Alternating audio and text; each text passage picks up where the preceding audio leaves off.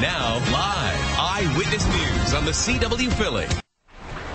In today's economy, employees are taking on more responsibilities than ever before and really feeling the strain. But successful organizations are transforming high-pressure workplaces into more enjoyable play spaces. And joining us this morning is Pamela Meyer, author of the new book, From Workplace to Playspace, to tell us how. Pamela, we've been waiting to hear this story. We're all anxiously waiting for this story. Now, you say it is possible that you can make it fun.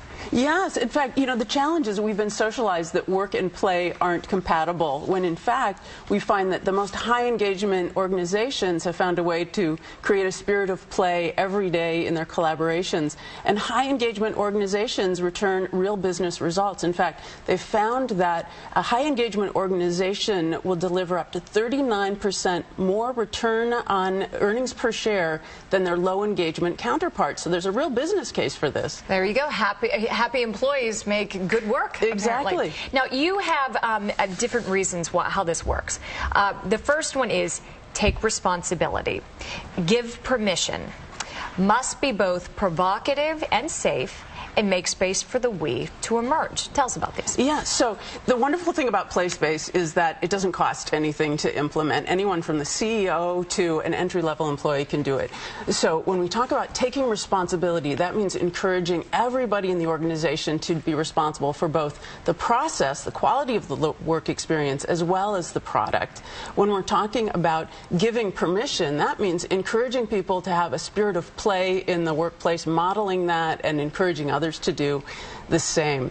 And it has to be both provocative and safe, meaning we have to stretch people's familiar ways of doing things, challenge them, but also be sure they won't be penalized for being creative. And then when we talk about allowing space for the we to emerge, that's about being sure that key relationships can develop, and that's in informal time.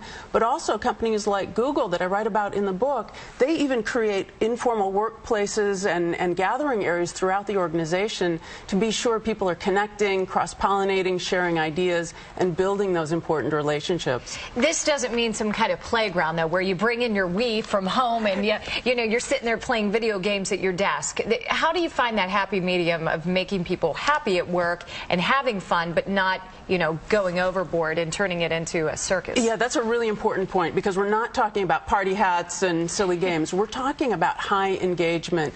And what people can do is focus on the process of the workplace and also be sure that they're aligning people with their passions so that people are really fully engaged in what they're doing.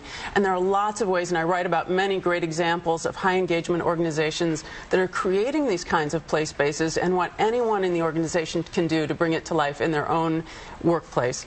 Well, if you'd like to learn more about how to change your workplace into a play space, Pamela is hosting a workshop this afternoon at the Marriott Courtyard downtown from 2 until 6 p.m. And Pamela, thanks so much for coming in. We're going to take that book and learn some things around here. Right. Make it a little more fun. All right, great. Thanks so much. Well, coming up in the next half hour, President Obama is set to sign the health care reform bill into law. But